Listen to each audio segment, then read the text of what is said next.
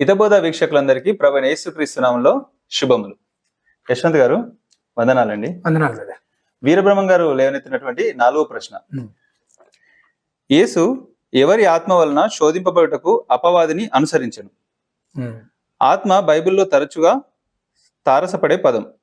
ఆత్మ దేవునికి పర్యాయ పదం అనుకోవచ్చు. అయితే అపవాదిని అనుసరింపజేసింది దేవుడు అన్నమాట. మత్తయి సువార్త 4:1 ఇలా ఉంది, యేసు అపవాది చేత శోధింపబడుటకు ఆత్మ వలన అరణ్యమునకు కొనుపోబడెను అని ఉంది.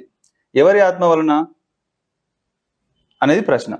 రెండోది, యేసు అపవాదిని అనుసరించి అడవికి పోవడానికి అతన్ని ఎదిరించలేనంత బలహీనుడా?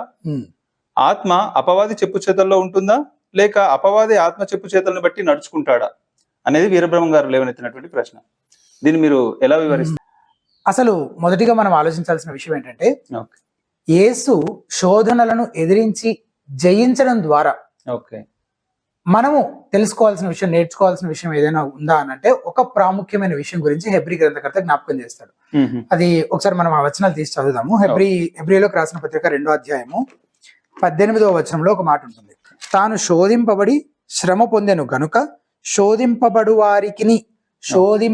వారికి అంటే ఎవరైతే శోధించబడతారో వారికి సహాయము చేయగలవాడాయన అనేది మనం తెలుసుకోవాలి, మనం అర్థం చేసుకోవాలి అనేది. ఇదే విషయము 4వ అధ్యాయం 15వ వచనంలో కూడా చెప్తారు.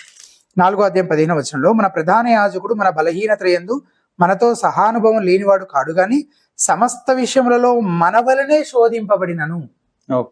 మనలాగా అన్ని విషయాల్లో శోధింపబడినను ఆయన పాపము లేనివాడిగా ఉన్నాడు. కాబట్టి తన ప్రజలు ఇలా శోధనలు ఎదుర్కొన్నప్పుడు వారు కూడా వాటిని జయించడానికి ఆయన సహాయం చేయగల సమర్థుడు, శక్తిమంతుడు అని మొదటిగా మనం అర్థం చేసుకోవాల్సిన విషయం. అలాగే ఇంతకీ కోన వీరబ్రహ్మం గారు ఏమంటున్నారంటే, అపవాది చేత శోధించబడటానికి ఆత్మ వలన యేసుక్రీస్తు వారు అరణ్యానికి కొనిపోబడ్డారు అనే మాటలు పట్టుకొని దాన్ని పట్టుకొని ఇంకా వేరే ఏవేవో చెప్తా ఉన్నారు. యాక్చువల్గా ఆ వచనాన్ని జాగ్రత్తగా అర్థం చేసుకుంటే, చాలా ప్లెయిన్ గా అక్కడ ఏముందో అది ఉన్నట్టుగా అర్థం చేసుకుంటే అసలు సమస్య లేదు. అపవాది చేత శోధించబడటానికి ఆత్మ వలన కొనిపోబడ్డాడు. తర్వాత ఏం జరుగుతుంది? ఆయన అరణ్యాన్ని కొనిపోబడతాడు. అక్కడ అపవాది యేసుప్రభుని శోధిస్తాడు. ఆ శోధనను ఆయన ఎదిరించి జయిస్తాడు, అపవాదిని ఓడిస్తాడు. సో ఆ సందర్భం అంతా మనం చదివితే, ఇంతకీ ఆత్మ వలన యేసుక్రీస్తు ప్రభు వారు అరణ్యానికి ఎందుకు కొనిపోబడ్డారు అంటే, అపవాదిని ఓడించడానికి, శోధనను ఎదిరించి జయించడానికి అని ఆ సందర్భం అంతా చదివితే చాలా స్పష్టం, క్లియర్ గా అర్థమైపోతుంది.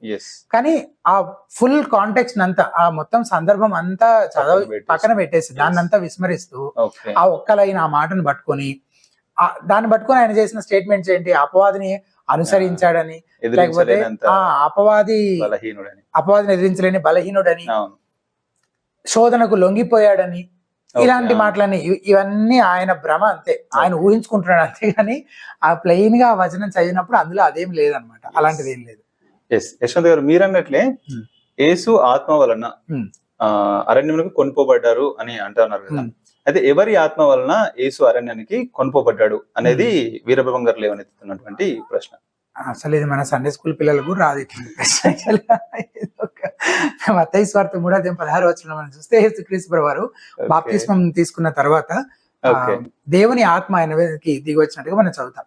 సో ఆ దేవుని ఆత్మే అపవాది చేత శోధించబడటానికి అరణ్యానికి యేసుప్రభుని కొనిపోయినట్లు మనం అర్థం చేసుకోవచ్చు. కానీ అంటే ఇంత ప్లెయిన్ గా ఉన్న ఈ వచనాలను కూడా అర్థం చేసుకోలేక దీంట్లో నుంచి ఎంత పెద్ద పెద్ద స్టేట్మెంట్స్ మళ్ళీ. ఇప్పుడు ఈ పర్టికులర్ గా ఏ ఉద్దేశంతో? అపవాదిని ఓడించడానికి, శోధనను ఎదిరించి జయించడానికి అని ఆ సందర్భంలో క్లియర్ గా అర్థమవుతుంది. అండ్ ఆత్మ వలన, దేవుని ఆత్మ వలన కొనిపోయాడు అనేది మళ్ళీ వీటన్నిటిని బేస్ చేసుకుని అసలు ఆయన అంటున్న మాటలు ఏంటంటే, అపవాదే ఆత్మ చెప్పు చేతుల్లో ఉంటాడా, లేకపోతే ఆత్మే అపవాది చెప్పు చేతుల్లో ఉంటుందా? అసలు అర్థం లేని ప్రశ్న అనమాట. పిచ్చి మాటలు అవన్నీ చెప్పాలి. ప్లెయిన్ గా ప్యాసేజ్ చదివితే చాలా స్పష్టంగా అర్థమైపోయే విషయాలను పట్టుకొని ఇలాంటి స్టేట్మెంట్స్ అన్ని చేయడం, ఇలాంటి మాటలన్నీ మాట్లాడము పిచ్చి మాటలు అంతే. థ్యాంక్ యూ యశ్వంత్ గారు. మరో ప్రశ్నతో మరో వీడియోలో కలుసుకుందాం. అందరికీ వందనాలు.